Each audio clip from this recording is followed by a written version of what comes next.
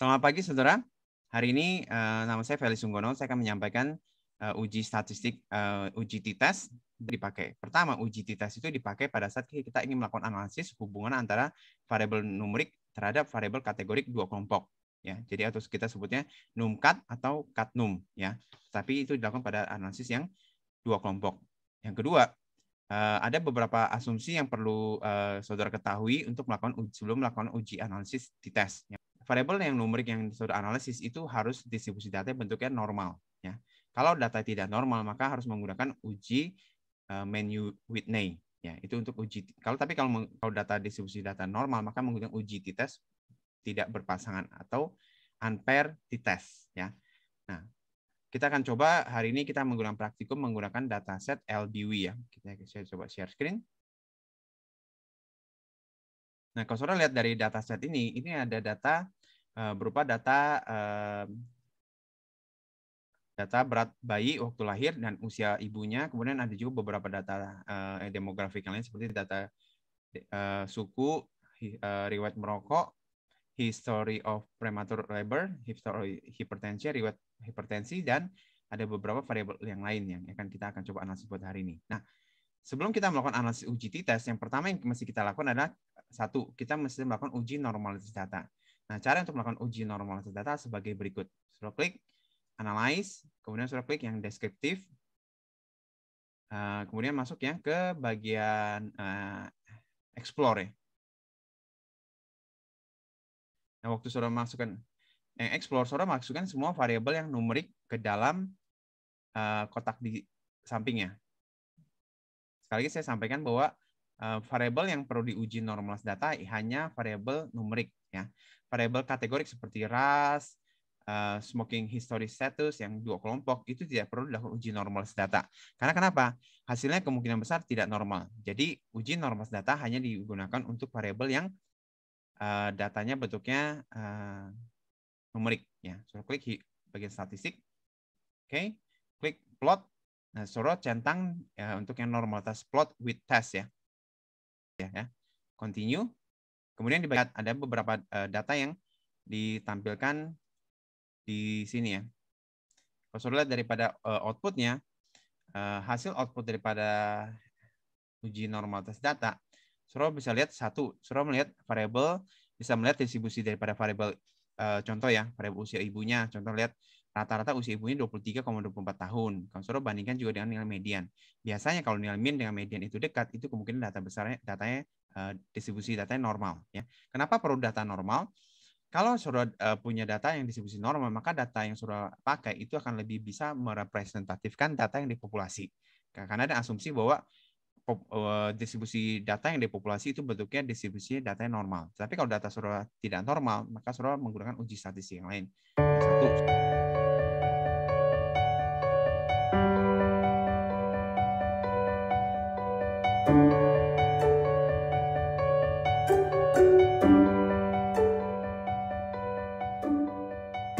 saudara bisa menggunakan uji statistiknya non parametrik. Atau yang kedua, saudara bisa juga memeriksa apakah ada kemungkinan salah input atau salah memasukkan data atau tidak. Ya, kalau saudara sudah memastikan bahwa data tidak salah input, saudara bisa langsung menggunakan uji non parametrik ya. Contohnya kalau t-test kalau normal pakai uji t-test, tapi kalau data tidak normal pakai uji Mann-Whitney. Atau yang ketiga, saudara bisa pakai cara yang lain, adalah data yang saudara pakai data numerik itu kalau data tidak normal, saudara jadikan menjadi normal dengan cara mentransformasi datanya. Ya, nanti di transformasi itu ada yang data dibentuk dalam bentuk log, ada yang bentuk di square root atau di akar, di 1 per akar atau macam-macam. Pokoknya membuat data sampai menjadi normal. Oke. Uji untuk yang lain, saudara untuk bisa juga memeriksa adanya uji visual. Saudara lihat pada visual ini ada beberapa grafik yang tampilkan. Contohnya, ini seperti QQ plot ya. Semakin mendekati garis lurus, maka data akan normal. Ya, tapi sekali lagi ya, penilaian ini agak subjektif ya. Mungkin ini menurut saya normal, tetapi mungkin menurut orang lain itu mungkin datanya bisa tidak normal. Ya, atau itu juga atau yang lain bisa saudara bisa cek juga menggunakan grafik yang ada ya. Pokoknya semakin mendekati garis lurus itu datanya kemungkinan distribusi data normal. ada satu cara lagi yang mungkin yang lebih objektif ya, itu namanya uji normal data ya. Nah, kalau saudara lihat di kolom ini, itu ada uji namanya test of normality. Ada uji Kolmogorov-Smirnov dan uji Shapiro-Wilk ya. Kalau menurut beberapa referensi, ada kalau sampel saudara di bawah 30, N-nya sampel size-nya di bawah 30, maka saudara bisa menggunakan uji normal data dengan melihat indikator daripada nilai uji Shapiro-Wilk ya. Kalau data saudara lebih daripada 30 atau sampelnya besar, maka saudara menggunakan uji Kolmogorov-Smirnov. Nah, apa yang mesti saudara nilai? Saudara cek, lihat daripada nilai signifikansinya. Kalau nilai signifikansinya itu nilai P-nya lebih kecil daripada 0,05, itu artinya datanya tidak normal. Ya, contoh ya. Kalau saudara lihat, ini kan sampelnya ada data yang saudara kumpulkan itu sampelnya lebih daripada 30. Jadi saudara menggunakan uji Kolmogorov-Smirnov. Ya, contohnya, saudara melihat variabel usia ibunya itu datanya tidak normal ya. Karena nilai p-value-nya itu 0,000, artinya lebih kecil daripada 0,05 ya. Artinya distribusi data tidak normal ya. Kemudian weight of mother dalam bentuk pound, berat pada ibunya, itu juga distribusi data tidak normal. Itu lihat daripada nilai p. P-value di sini itu nilai signifikansinya itu lebih kecil daripada 0,05. Itu artinya distribusi data tidak normal. Yang ketiga, so lihat pada berat bayinya dalam bentuk gram, itu nilai signifikansi dari uji Kolmogorov-Smirnov itu nilainya P-nya 0,2. Artinya lebih besar daripada 0,5. Artinya datanya untuk berat bayi terdistribusi secara normal. Kemudian data low weight of mother-nya juga sama, berat ibunya juga tidak normalnya. Jadi kalau saudara lihat ya, ini uji untuk berat bayi itu datanya normal ya, karena nilai p-value-nya lebih besar daripada 0,5 ya. Itu satu ya.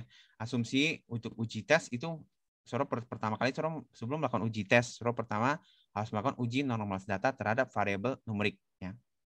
Yang kedua, saudara perlu melihat uji apakah datanya terdistribusi secara homogen atau tidak homogen ya. Ada perbedaan signifikan untuk berat bayinya ya, birth weight BWT pada ibu yang merokok dan ibu yang tidak merokok ya. Jadi saya melakukan caranya adalah cara untuk melakukan uji tes ada sebagai berikut. Saudara klik analyze, kemudian klik compare mean ya, kemudian klik yang independent sample t-test. Oke. Nah, saya masukkan variabel numerik ke dalam kolom test variable. Kalau hari ini saya melakukan analisis antara hubungan antara BWT ya, berat daripada bayinya. Ya, sudah klik, diperlebar sedikit BWT ya. Ya, berat bayi dalam bentuk gram. Kemudian saya melihat apakah ada perbedaan berat bayi pada kelompok ibu yang merokok atau tidak merokok. Kita masukkan variabel rokok atau smoking ya. Klik masukkan ke bagian grouping dan saudara perlu klik define group ya. Masukkan untuk yang define group ini smoking 0 dan 1 ya. Jangan lupa ya, ini perlu dilakukan.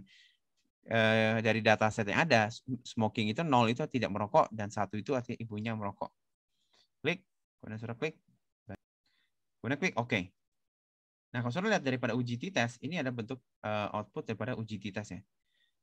Nah, saudara lihat indikatornya adalah berat bayi kalau pada ibu yang tidak merokok itu berat bayinya 3.054 gram.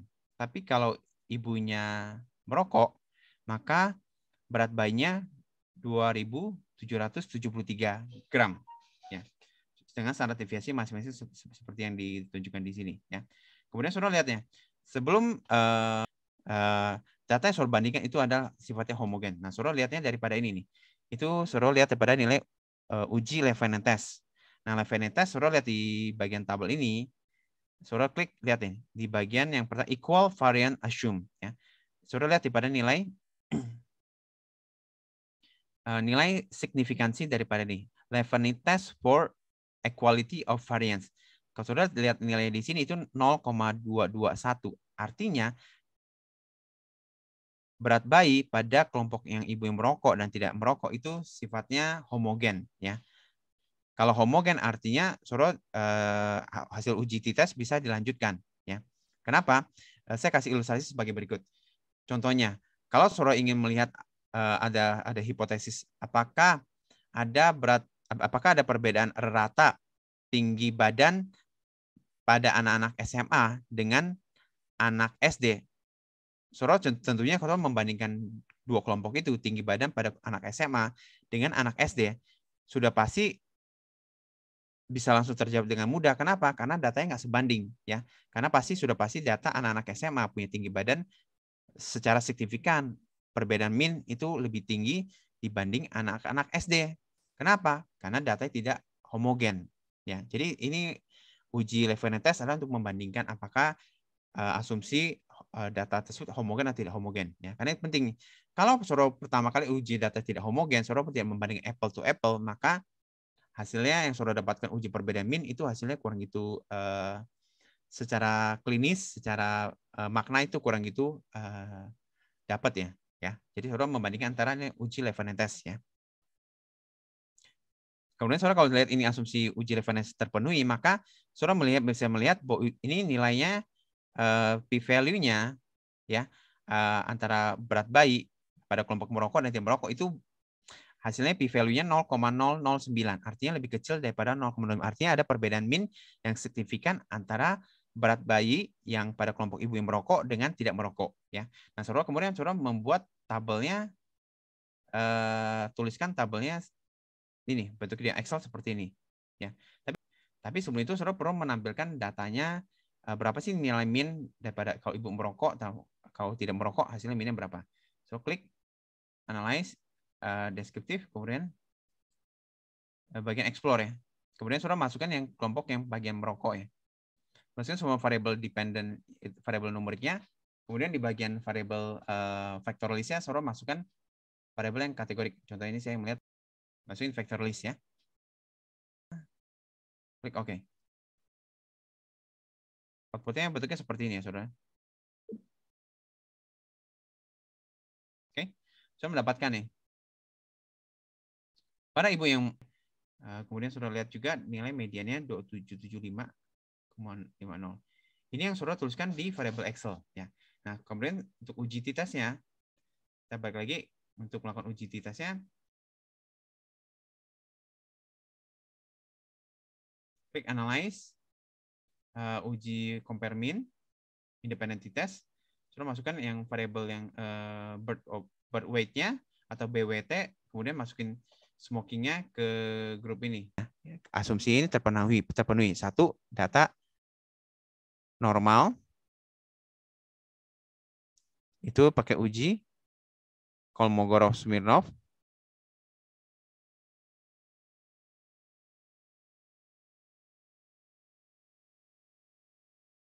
Indikatornya kalau P lebih besar dapat 0,5, artinya data normal.